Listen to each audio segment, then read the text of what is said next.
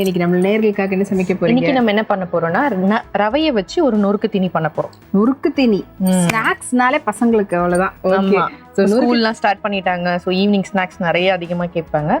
So ரவையை வச்சு சிம்பிளா ஒரு நொறுக்கு தீனி. பேரு ரவை நொறுக்கு. இந்த ரவை நொறுக்கு நொறுக்கி நொறுக்கி சாப்பிட்றதுனால நொறுக்கு. ரவை நொறுக்கு செய்வதற்கு தேவையான பொருட்கள் என்னென்ன? ரவை, உருளைக்கிழங்கு, அரிசி மாவு, எண்ணெய், வரமிளகா விதை, உப்பு, சீரகம், மஞ்சத்தூள், கொத்தமல்லி. தேவையான பொருட்கள் எல்லாமே தயாரா இருக்கு. இப்ப என்ன பண்ண போறோம்? ஃபர்ஸ்ட் வந்து அந்த ரவையை நம்ம குக் பண்ண ஆரம்பிச்சிடலாம். இதுலயா? இதுலயே பண்ணிடலாம். நம்ம அதுல வந்து பொரிச்சுக்கலாம். ஓகே.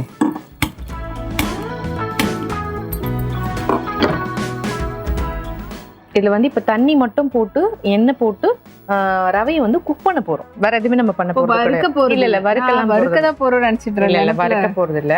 எண்ணெய் போட்டு குக் பண்ண போறோம். ஒரே ஒரு ஸ்பூன் மட்டும் போட்டுக்கலாம்.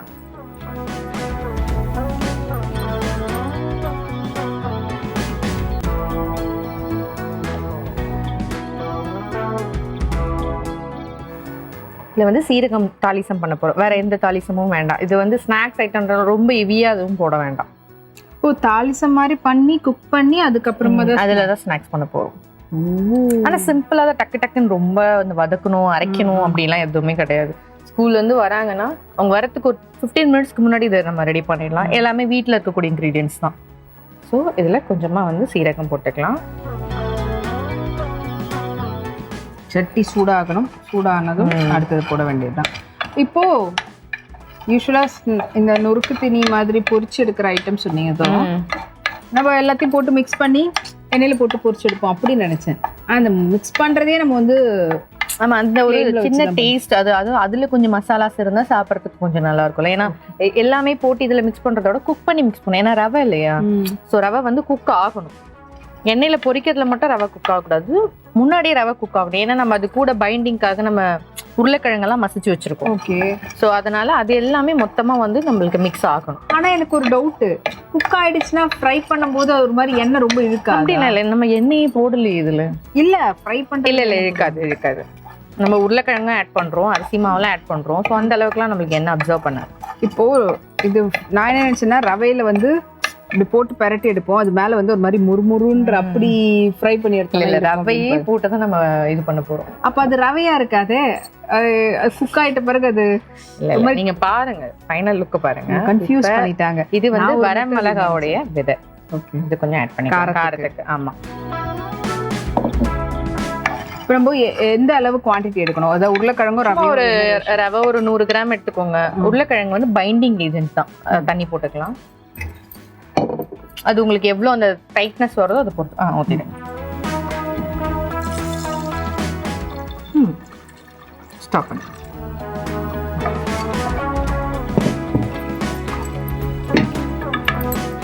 இதுல கொஞ்சமா வந்து மஞ்சத்தூள் போட்டுக்கோங்க.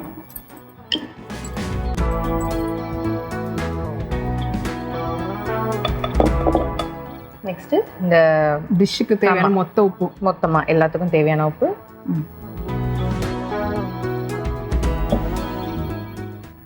இப்போ இந்த தண்ணி நல்லா கொதிக்கணும். கொதிக்கும் போது ரவையை கொட்டி நம்ம மிக்ஸ் பண்ண போறோம். திறந்தே இருக்கட்டும் இல்ல மூடி? இல்ல திறந்தே இருக்கட்டும். ஓகே. தண்ணி என்ன நல்லா சலசலன்னு கொதிக்கும். நம்ம எப்பவுமே ரவை உப்புமா பண்ணும்போது எப்படி தண்ணி நல்லா கொதிக்கும் வரும்போது போடுவோம். அதேதான். அப்படின்னா இப்போ ஒரு 100 கிராம் ரவை எடுக்கிறோம்னா அது அப்படியே குக் ஆச்சுன்னா நிறைய குவான்டிட்டி ஆயிடும்ல? இல்ல அப்படிலாம் ஆகாது, கரெக்டா தான் இருக்கும். ஏன்னா நம்ம அது குக் பண்ணதுக்கு அப்புறம் அதை எடுத்து நம்ம நல்லா தோ மாதிரி பிசைய போறோம். ஸோ கரெக்டா தான் இருக்கும். ரொம்ப கம்மியா போட்டுட்டீங்கன்னா உங்களால அது பிசையவும் முடியாது. அதுக்கப்புறம் உருளைக்கிழங்கு அதில் எவ்வளோ போடுறது, 100 கிராம்ன்றது கரெக்டான அளவு. 100 கிராமுக்கு இப்போ நீங்கள் ஒரு பெரிய உருளைக்கிழங்கு அந்த மாதிரி ஒன்று எடுத்துக்கலாம், கரெக்டாக இருக்கும். ஓகே. ஸோ இது வந்து 100 கிராம் மினிமம் எடுத்துக்கிட்டிங்கன்னா அதுக்கு ஒரு பெரிய உருளைக்கிழங்கு எடுத்துக்கலாம். இல்லை உங்கள் வீட்டில் இருக்கக்கூடிய ஆட்களை பொறுத்து. இப்போ 2 பேருக்குன்னா 100 கிராம் கரெக்டாக 50 கிராம்? இல்லை, இது சின்ன சின்ன ஸ்நாக்ஸ் மாதிரி தான் வரும். இது பெருசாக பல்காங்கிறது குட்டி குட்டியாக நீங்கள் என்ன ஷேப்பில் போடுறீங்களோ அதை பொறுத்து தான் அந்த குவான்டிட்டி. ஓகே. நீங்கள் சின்ன சின்ன பட்டன்ஸ் மாதிரி போட்டிங்கன்னா நிறைய இருக்க மாதிரி இருக்கும். இல்லை கொஞ்சம் நான் பெருசாக தட்டி போட்டுக்கிறனாலும் தட்டி போட்டுக்கலாம். இல்லை குட்டி குட்டி உருண்டையாக போடுறதா இருந்தாலும் போட்டுக்கலாம். இது உங்களுக்கு என்ன ஷேப் வேணுமோ, குழந்தைங்களுக்கு என்ன பிடிக்குமோ அந்த ஷேப்பில் நீங்கள் போட்டுக்கலாம். இது வரைக்கும் நான் இது பார்த்ததில்லை, சாப்பிட்டது இல்லையா. ஸோ அதனால் அது லுக் வைஸ் எப்படி இருக்கும், அது எப்படி போட்டு பிணைவாங்க, அது எப்படி வந்து போட்டு ஃப்ரை பண்ணுவீங்க அப்படின்ற அந்த ஒரு கன்ஃபியூஷன்லேயே நான் வந்து இருக்கிறேன். என்ன நம்மளை எப்பவுமே ஒரு கன்ஃபியூஸ் ஸ்டேட்டில் வச்சுக்கிறதே உங்கள் வேலையாக இருக்குது. இது எப்படி இருக்குமோ அப்படின்னு சொல்லிட்டு. பெரிய இன்ஃப்ளூயன்ஸாக எதுவும் கிடையாது, காரத்துக்கு வரமிளகாய் மட்டும்தான், மற்றபடி வேறு எதுவும் இல்லை. மஞ்சத்தூள், சீரகம் வந்து நம்ம ரவை உருளைக்கிழங்குலாம் போடுறோம். ஸோ குழந்தைங்களுக்கு டைஜஷன் ஆகணுன்றதுக்காக. ஓகே. காரம் கூட வந்து வரமிளகாய் விதை தான் போட்டிருக்கோம். அதுவும் கொஞ்சம் கம்மியாக தான் போட்டிருக்கோம், நிறையெல்லாம் நம்ம போடலை. இல்ல காரம் அதிகமா சாப்பிட மாட்டாங்க, விதெல்லாம் வந்தா கொஞ்சம் உங்களுக்கு டிஸ்டர்பன்ஸா இருக்கும்னா சில்லி பவுடர் இருக்குல்ல, அது ஒரு பிஞ்ச் போட்டுக்கோ. இல்ல இதையே கூட ஒரு அடி அடிச்சு பேஸ்டா போட்டீங்கன்னா ரொம்ப காரம் அதிகமாயிடும். இல்ல இது இன்னமும் பொடி பண்ண முடியாதோ? பண்ண முடியாது, அவ்வளவுதான், இதுக்கு மேல பண்ண முடியாது. நான் இல்ல உங்களுக்கு காரம் வேண்டாம் அப்படின்னா நீங்க வந்து சில்லி பவுடரா போட்டுக்கோங்க. இந்த மாதிரி விதையா போடாம பவுடரா போட்டுக்கோங்க. பவுடரும் ஆமா, அப்ப கொஞ்சம் லைட்டா கலர் சேஞ்ச் ஆகும். இப்ப வந்து கொஞ்சம் எல்லோ கலர், அங்கங்க ரெட் கலர் இருக்க மாதிரி கொஞ்சம் பாக்கிறதுக்கு நல்ல இதுவா இருக்கும் லுக்கா. சில்லி பவுடர்னும் போது உங்களுக்கு அந்த விதை தட்டப்படாது, குழந்தைங்களும் சாப்பிடறதுக்கு இதுவா இருக்கும். ஆனா உங்களுக்கு கலர் அந்த ஒரு கலர் கொஞ்சம் லைட்டா ரெட் கலர்ல மாறிடும். இது பாத்தீங்கன்னா எல்லோ கலர்ல அந்த ரெட் கலர் அங்கங்க இருக்க மாதிரி இருக்கும். இப்ப நீங்க அந்த தட்டடை சொல்லுவாங்கல்ல, அதெல்லாம் பாத்தீங்கன்னா அங்கங்க அந்த வரமிளகாவோட இது இருக்க மாதிரி அந்த மாதிரி இருக்கும். தண்ணி நல்லா நாளைக்கு சலசலன்னு கொதிக்கணும். கொதிக்கும் போது ரவையை கொட்டினாதான் நம்மளுக்கு இன்னும் ஈஸியா இருக்கும் குக் ஆகுறது. ஓகே.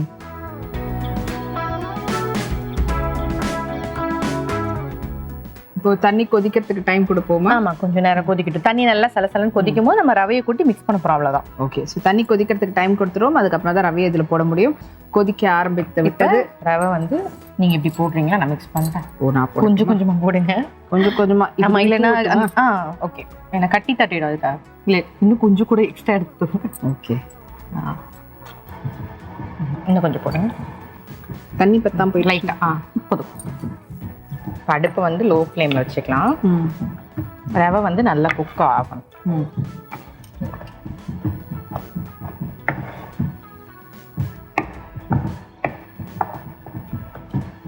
எண்ணெய் நிறைய போட்டுறாதீங்க, ஏன்னா இதுலயே நிறைய நீங்க எண்ணெய் போட்டுட்டீங்கன்னா ரொம்ப அப்புறமா ஸ்டிக்கியா இருக்க மாதிரி ஒரு ஃபீல் வந்துடும். அதுக்காக எப்படி ஃப்ரை பண்ண போறதே ஒரு ஆயில், நம்ம ஏன்னா டீப் ஃப்ரை தான் பண்ண போறோம், ஷாலோ ஃப்ரை பண்ண போறதுல.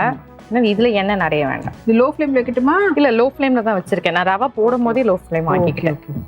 இந்த ரவை எங்கேயுமே வந்து இல்லாம நல்லா எல்லா பக்கமும் குக் ஆகுற மாதிரி மிக்ஸ் பண்ணிக்கணும்.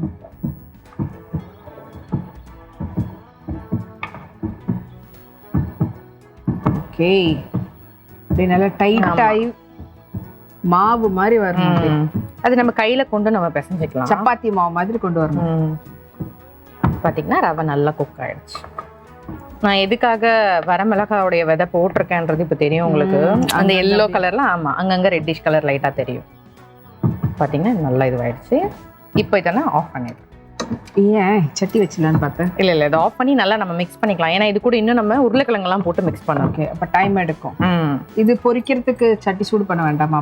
பண்ணிக்கலாம்.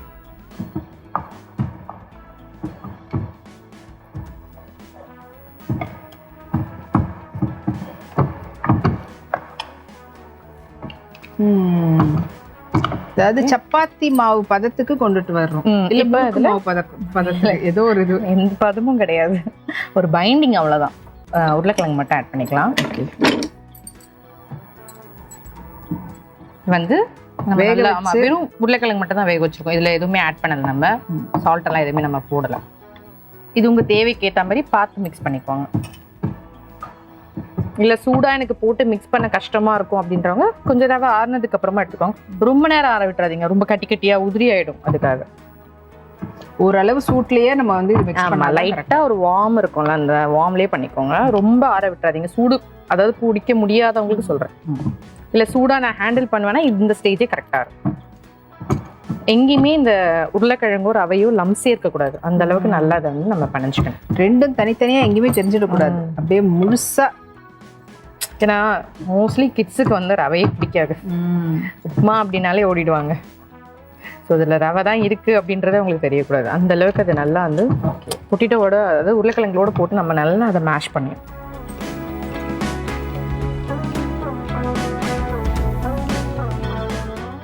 பார்த்து பார்த்து கொஞ்சம் கொஞ்சமாக ஆட் பண்ண. ஆமாம், கரெக்டாக அப்படியே போட்டுறாம. இப்போ நம்மளுக்கு கையினா நம்ம அந்த கை வச்சு ஹேண்டில் பண்ணும்போது தெரியும் நம்மளுக்கு. நம்ம கரண்டியில பண்றதுனால கொஞ்சம் கொஞ்சமாவே போட்டு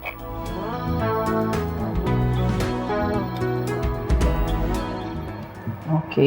நீங்க சொன்ன மாதிரியே அந்த ரவைன்றது தெரியாது. இது நல்லா இப்போ நம்ம கை போட்டு நல்ல ஒரு ரோல் வர அளவுக்கு நல்லா பர்ஃபெக்டா பிசைஞ்சிட்டோம்.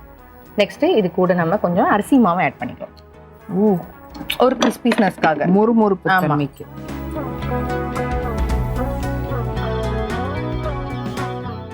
நீங்க சொன்ன அந்த நெடி வருது.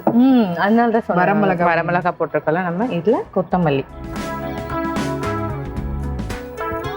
நல்லா இது பொடி பொடியா சாப் பண்ணி போட்டுக்கோங்க. கருவேப்பிலை ஆட் பண்றதா இருந்தாலும் ஆட் பண்ணிக்கோங்க. நான் இன்னைக்கு ஆட் பண்ணல. ஸோ அந்த ஆடட் கார்னிஷிங் ஐட்டம்லாம். ஆமா, புதினா ஆட் பண்றதா இருந்தாலும் ஆட் பண்ணிக்கோங்க. இல்லையா புதினா கருவேப்பிலை தவிர்த்து ஏதாச்சும் கீரை வகை ஆட் பண்றதா இருந்தா கூட ஆட் பண்ணிக்கோங்க சாப் பண்ணி. ஆனா எது போட்டாலும் கொஞ்சமா போடுங்க, நிறைய போட்டுறாதீங்க. சரி, இப்போ நம்ம இதை இறக்கி வச்சு செப்பரேட்டா நான் அப்போ நீங்க இறக்குங்க, நான் இதை அப்படியே ஆன் பண்ணி இது சூட் பண்ண ஆரம்பிச்சேன்.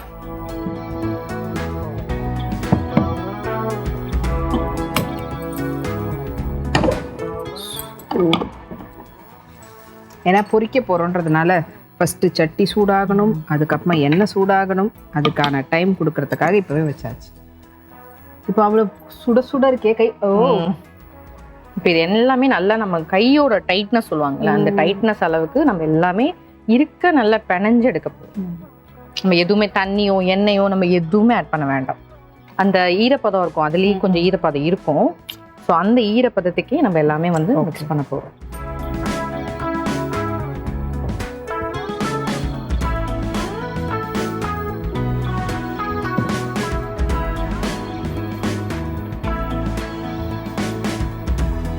பார்த்து இப்போ இதில் எண்ணெய் போட்டுடலாமா?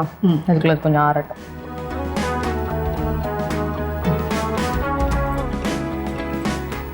எண்ணெய் வந்து முழுகிற அளவுக்கே போட்டுக்கோங்க. ஏன்னா நம்ம போட்டு பொரிச்சு தான் எடுக்க போகிறோம். பாருங்க. புது ஸ்டாப் பண்ண.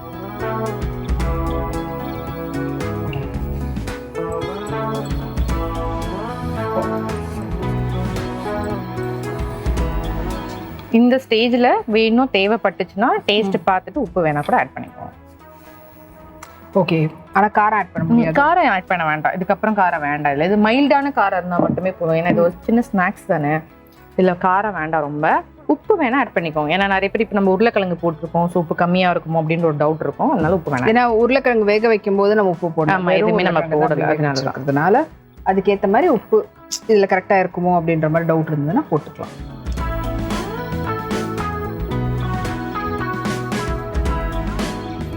இப்போ யூஸ்வலா இந்த மாதிரி பிணையும் போது எண்ணெய் தொட்டு பண்ணுவோம்ல, இல்ல இதுல வேண்டாம். இதுல அதை ரொம்ப, அதாவது நீங்க சொன்ன மாதிரி ஆயில் அதிகமா எடுக்கும்னு சொன்னீங்கல்ல, ஸோ நம்ம இதுலயும் எண்ணெய் தொட்டு அதுலயும் டீப் ஃப்ரை பண்ண ரொம்ப ஹெவியா தான் இருக்கும் ஆயில், அதனால வேண்டாம். ஸோ இதை நல்லா இப்போ மிக்ஸ் பண்ணியாச்சு. இது எல்லா பக்கமும் நல்லா மிக்ஸ் ஆகி ஒரு தோ மாதிரி இது நல்லா ரெடி ஆயிடுச்சு. ஸோ இந்த எண்ணெய் காயிற அந்த டைம் வரைக்கும் நம்ம கொஞ்சம் வெயிட் பண்ணணும். எண்ணெய் காயணும். எண்ணெய் நல்லா காஞ்சதுன்னா நம்ம சின்ன சின்னதாக தட்டி போட்டு, இது நீங்க தட்டியும் போடலாம், போண்டா மாதிரியும் போடலாம், குட்டி குட்டியா பக்கோடா மாதிரி என்ன வேணாலும் போடலாம். ஓகே. இப்போ நீங்க சொன்னீங்கல்ல கீரை கூட ஆட் பண்ணிக்கலாம். எந்த கீரை வேணா ஆட் பண்ணலாம்? எந்த கீரை வேணாலும் ஆட் பண்ணலாம். சிறுகீரை, அரைக்கீரை, முருங்கைக்கீரை, பொன்னாங்கண்ணி கீரை, நம்ம என்ன கீரை சாப்பிட்றோமோ, பாலக் தவிர மற்ற எல்லாமே, பாலக்கும் புளிச்சக்கீரையும் தவிர வேற எல்லாம் மற்ற எல்லாமே பொரியல். இப்போ நீங்க கீரை வடலாம் பார்த்தீங்கன்னா எல்லா கீரையும் ஆட் பண்ணுவாங்க. ஸோ அந்த மாதிரியும், ஆனால் ரொம்ப கம்மியாக ஆட் பண்ணுங்க, நிறைய வேண்டாம். புதினா ஆட் பண்ணிக்கலாம், கருவேப்பிலை, கொத்தமல்லி. என்ன அவங்களுக்கு போகணும், எல்லாமே உள்ள போகணும் குழந்தைங்களுக்கு, அதுதான் தெரியாம போகணும் அந்த மாதிரி. ஆமா. ஸோ இது நல்லா மிக்ஸ் ஆயிடுச்சு. சும்மா நம்ம லைட்டா போட்டு பார்க்கலாம்.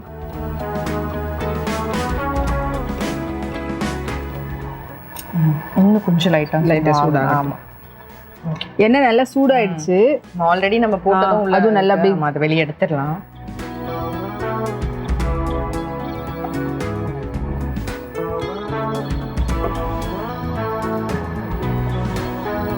இப்போ நம்ம சின்ன சின்ன ஷேப் மாதிரி போட்டுக்கலாம்.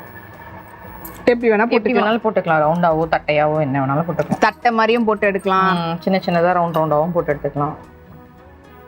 நான் சொன்ன மாதிரி சப்பாத்தி மாதிரி சின்ன சின்னதா எப்படி வேணாலும் போடலாம். இது வந்து மேலே கிறிஸ்பியாகவும் உள்ள இதுவாகவும் இருக்கும்.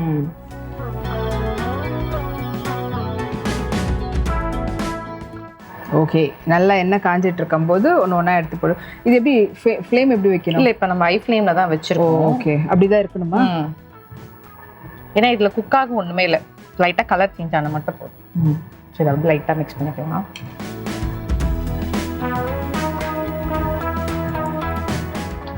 இப்படிங்க அது மேலே வரும் அழகாக. நான் உட்காந்துடக்கூடாதுல சட்டின்றதுனால கொஞ்சம் லைட்டாக நான் மிக்ஸ் பண்ணுவேன். ரொம்ப டைட்டாக நம்ம கோதுமை மாவு சப்பாத்தி பேசுகிற மாதிரிலாம் இல்லை, சும்மா மைல்டாக பசங்க இருக்கும்.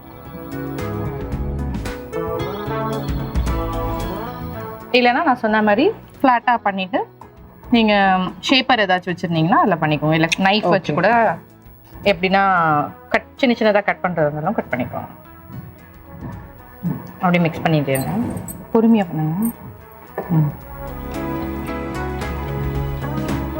ஸோ ஒன்று ஒன்றா போட்டுட்ருக்குறோம். நல்லா வந்து அப்படியே பொரிய ஆரம்பிச்சிருக்குது. இப்போ நல்லா கலர் சேஞ்ச் ஆகணும், அதுக்கான டைம் கொடுத்துருவோம். ஸோ அப்படியே கலர்லாம் மாற ஆரம்பிச்சிருக்குது. ஃபஸ்ட்டு போட்டதெல்லாம் கொஞ்சம் நல்லாவே எடுத்துடலாமா இல்லை எப்படி? இல்லை, இன்னும் ஒரே ஒரு நிமிஷம். இதெல்லாம் இதுவாயிடுச்சுன்னா கலர் மாறினது அந்த அளவு போதும்ல? இந்த கலர் இருந்தால் போதும். ஓகே, சூப்பராக இருக்குது பார்க்குறதுக்கு. அந்த சீரகம் அப்புறமா சில்லி ஃப்ளேக்ஸ் இப்படி இருக்கிறது டப் டப்புன்னு விழுது சத்தம்.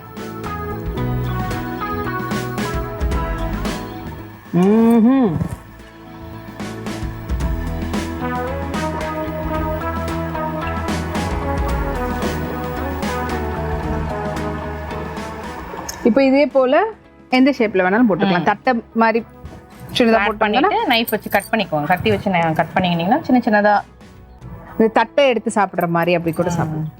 அந்த மாதிரி கிறிஸ்பியாக அப்படி வரும்ல? எல்லாம் எந்த ஷேப் நீங்கள் போட்டாலும் கிறிஸ்பியாக தான் வரும். நீட்டாக போட்டுக்கலாம், தட்டையாக போட்டுக்கலாம், ரவுண்டாக. இல்லை வீட்டில் குட்டி பசங்க இருக்கிறாங்கன்னா குட்டி பசங்க இது மாதிரி ஸ்மைலி, ஹார்ட்டு, எமோஜிஸ்லாம் இருக்கும் ஷேப்ஸ், அந்த இதுவெல்லாம் அந்த மாதிரி கூட போட்டுக்கலாம்.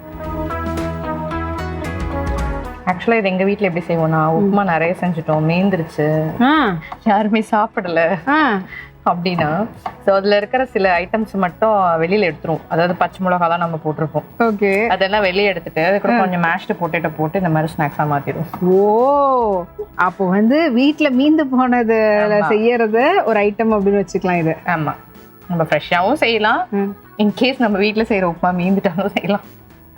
சூப்பருங்க. நிறைய பேர் வீட்டில் உப்புமா மீந்துடும். ஸோ அந்த உப்புமா வச்சு நீங்கள் இதுவும் செய்யலாம். எக்ஸ்ட்ராவாக அதோட நீங்கள் வேக வச்ச உருளைக்கிழங்கு வந்து ஆட் பண்ணலாம். அது பேஸ், அது ஒரு டைட்டிங்காகவும் அந்த கிறிஸ்பினஸ்க்காகவும். அரிசி மாவு கூட உங்களுக்கு ஆட் பண்ணணும்னு அவசியம் இல்லை, தேவைன்னா ஆட் பண்ணிக்கோங்க, வேண்டாம்னா அது கூட ஸ்கிப் பண்ணிக்கலாம். ஒரு என்ன சொல்கிறது, ஸ்நாக்ஸ் வந்து இந்த மாதிரியும் பண்ணலாம், இதுக்குன்னு எடுத்து பண்ணலாம், இந்த மாதிரி ஐட்டமும் பண்ணலாம். Okay, super.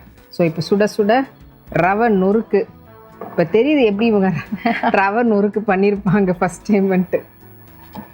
Okay, stove off பண்ணிடலாம்.